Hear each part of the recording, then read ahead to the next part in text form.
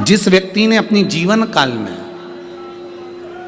परिवार से, कुटुंब से आस नहीं लगाई, भगवान को अगर जल चढ़ाने के लिए, शिवलिंग पर जल चढ़ाने के लिए शिव मंदिर जा रहे हो और तुम्हारे को लगता है कि आज मेरा ये कार्य है और बाबा तुम मुझे पूरा करना, आज मैंने संसार वालों से आस नहीं लगाई, आपसे आस लगाई है, तो जल चढ़ाने के तरीके को बदल लो। हाथ में जो जल है उस जल को यहाँ जो अशोक सुंदरी का स्थान है, यहाँ से जल चढ़ाते चढ़ाते शिवलिंग पर पूरा जल समर्पित कर दो। 1 या 2 बार कर कर देखना, आपको दुनिया से आस लगाने की जरूरत नहीं पड़ेगी, बाबा आपका कार्य सफल जरूर करेगा। थोड़ा सा तरीका चेंज है जल चढ़ाने। अशोक सुंदरी से चालू करोगे, शिवलिंग तक लेकर जाओ। अशोक सुंदरी से ये जो जलाधारी जल बहता है, यहाँ से चालू कर कर शिवलिंग तक उस जल को लेकर जाओगे। जब हम भगवान देवाधिदेव महादेव को जल चढ़ाते हैं, उसके 5 अलग अलग तरीके हैं। बहुत सावधानी से सुनना कथा, आपकी और हमारी जिंदगी की सार्थकता को सिद्ध करने वाली कथा। शिव जी को 5 तरह से जल चढ़ाने का तरीका है। जैसे पंचामृत होता है, दूध, दही, शहद, घी, शक्कर, ये सब पंचामृत के अंतर्गत आते हैं। उसी तरह शंकर जी को 5 तरह से जल चढ़ाने का क्रम वर्णित किया गया। अब उसको समझेंगे, बहुत सावधानी से समझिएगा। पहला, जल लेकर आए, सीधे डायरेक्ट शंकर भगवान के शिवलिंग पर चढ़ा दिया। ये प्रथम जल का चढ़ाने का तरीका। दूसरा, जहां से पानी बहकर जाता है, जहां से जल बहकर जा रहा है, उसके ठीक विपरीत जल उत्तर में जा रहा है, आप दक्षिण में खड़े होंगे और दक्षिण में खड़े होकर उत्तर की ओर मुख करेंगे और शिव जी को जल समर्पित करेंगे। ये रोग मुक्ति करने वाला है और हमारे रोग पर हमें विजय प्रदान करने वाला। ये जल चढ़ाने का तरीका। एक, सीधे मंदिर में गए, लोटा भरकर जल उठाया, शिव जी को चढ़ा दिया। दूसरा, जल जहाँ से पानी बहता है, शिव जी का चढ़ा हुआ जल जहाँ से बहकर जाता है, उसके ठीक विपरीत में शिव जी का जल इधर जा रहा है तो तुम यहाँ खड़े हो, तुम यहाँ बैठो, यहाँ मत बैठना, यहाँ मत बैठना, इधर बैठो। अगर रोग का निवारण है तो यहाँ बैठकर। तीसरा, अशोक सुंदरी से जल चढ़ाते चढ़ाते शिवलिंग तक लेकर जाना और शंकर भगवान के शिवलिंग पर पूर्ण जल समर्पित करना। ये तीसरा तरीका।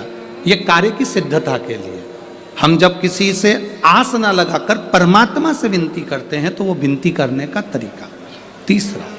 चौथा, शिव जी पे चढ़ा हुआ जल 5 जगह पर समर्पित करना।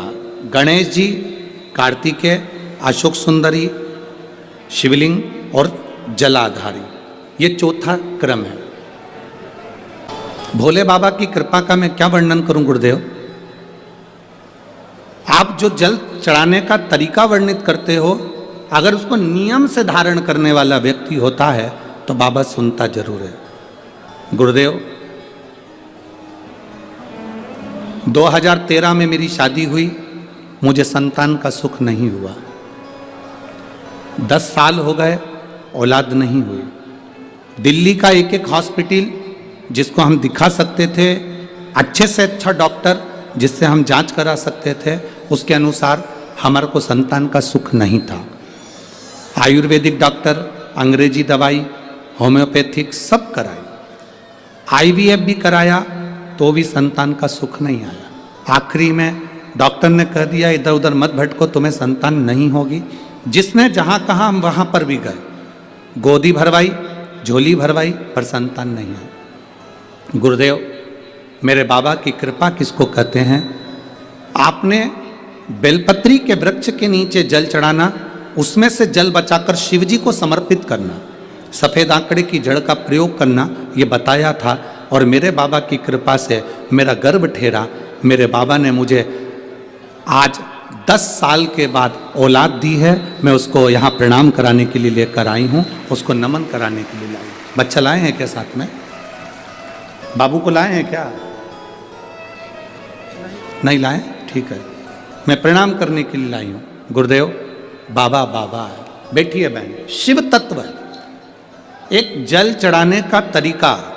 शिव जी को हम जो जल चढ़ाते हैं उसका एक तरीका भी हमारी जिंदगी में अगर हमने उसको स्मरण में रख लिया तो हमारी कार्य की सिद्धता को सिद्ध कर देता, हमें सफलता की ओर लेकर चले जाता है। सीधे जल चढ़ाना, दक्षिण में बैठकर उत्तर की ओर मुख कर कर जल चढ़ाना, अशोक सुंदरी से लेकर शिवलिंग तक जल चढ़ाना, 5 स्थान पर गणेश, कार्तिकेय, अशोक सुंदरी, जलाधारी, शिवलिंग पर जल चढ़ाना 5 स्थान पर, ये चौथे नंबर का। और 5वां जल समर्पित करना,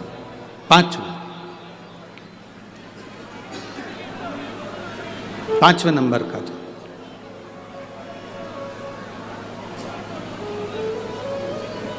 शिव जी को 5म नंबर का जो जल आता है, जो जलाधारी है, ऊपर जिसमें पानी भरा रहता है और नीचे एक एक बूंद टपकता रहता है, जलाधारी में जल समर्पित कर कर उसी जल को बचाकर अशोक सुंदरी वाली जगह पर थोड़ा सा चढ़ाकर उसी में से जल शिवलिंग पर जब हम समर्पित करते हैं तो हम जिस कार्य के लिए जा रहे हैं वो कार्य सफल होता ही है।